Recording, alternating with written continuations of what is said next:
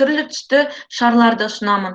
Осы түрлі түсті шарлардың ішінен өзімізге ұнаған шарды таңдайық. Сіздерге қандай шар ұнады? Қазір асықпай ойланып таңдап алыңыздар өздеріңізге сүйікті түстеріңізге таңдап, қандай шарды сіздер өздеріңізге аласыздар? Мен сарыны таңдадым. Сарыны таңдадым. Мен жасылды таңдадым. Қызылды таңдадым. Жасыл. Мен ақты таңдадым. Жасыл, ақ, сары, тағы да қалғандарыңыз қандай түсті? Қызыл. Қызыл, өте жақсы. Жасыл. Жасыл түсті. Мен сары шарды таңдадым. Сары шарды таңдадыңыз, жақсы.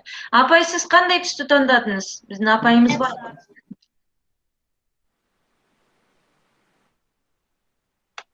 Апайымыздан да сұрап отырайық.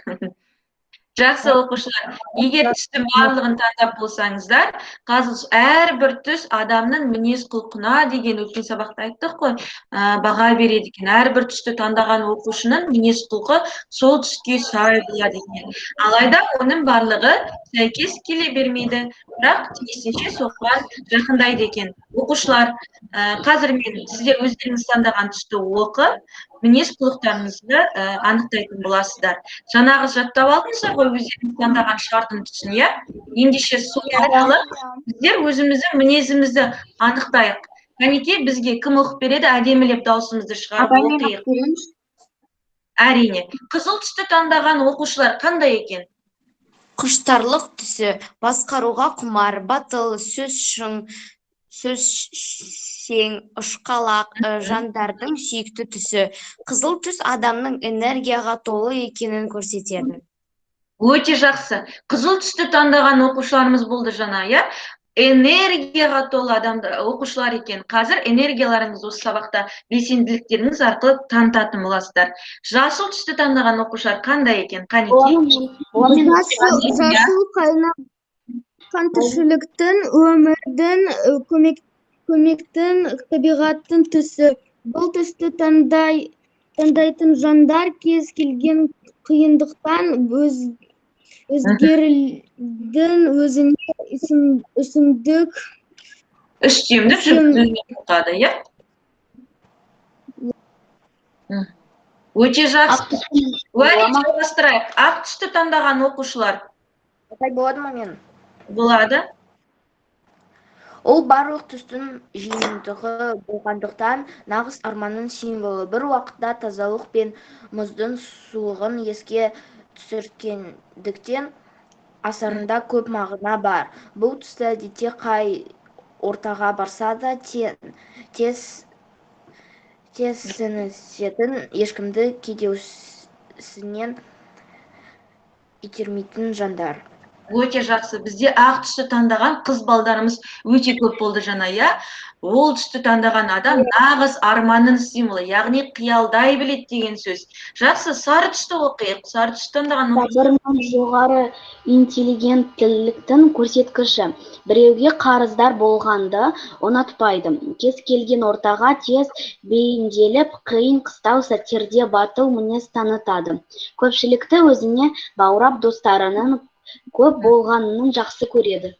Жақсы. Сары түсті таңдағанда оқушыларымыз көп болды. Яғни бұл интеллектуалды адам, яғни интеллекті жоғары адам деп айтамыз.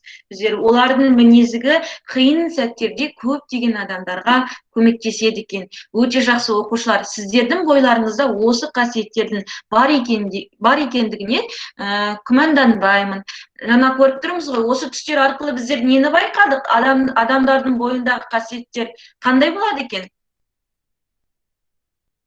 Барлық адам бірдей болады ма екен?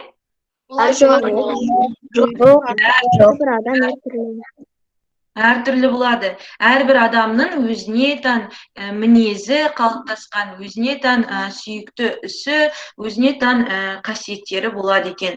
Бүгінгі сабағымыздың негізгі мақсаты да осы болып табылады, оқушылар. Бүгінгі сабақта сіздер осы көркем шығармада көрсетілген кейіпкерлерді табасыз.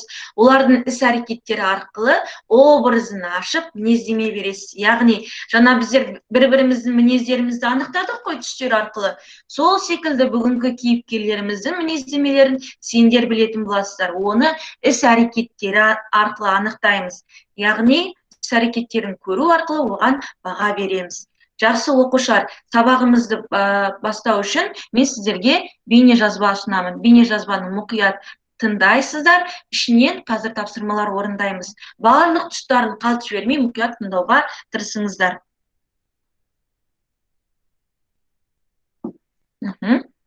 Назарларыңыз экранда болсын, қазір қосамын.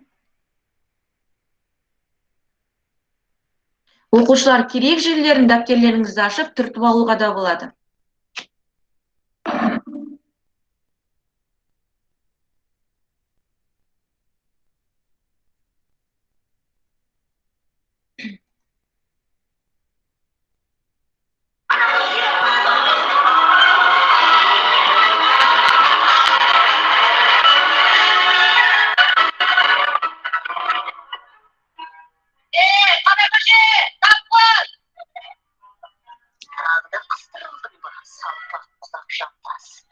Шекенді шодыр айтып жіберейін. Нағып батырсып тұр десем, қасында жанар тұр екен қой. Ал онда тәсілді өзгерте қояйық. Қайда бара жатыр екен сұрашы?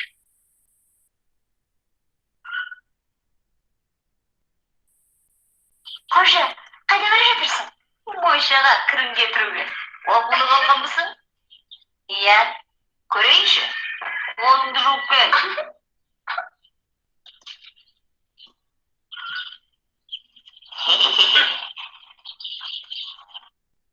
Оқушылар, осы тұста біздер қожаны көрдік, иә? Көрінді ғой? Маған көрінбеді, апай.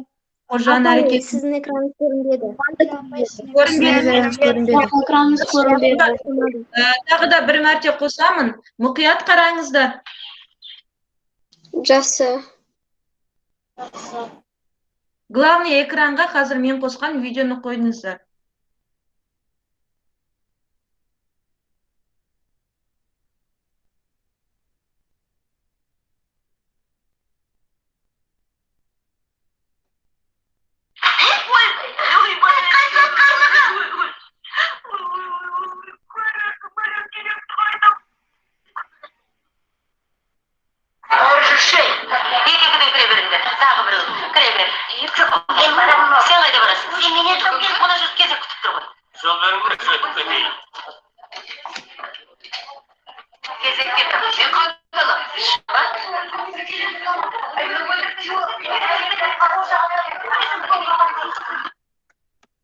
Көрінді ме, оқушылар?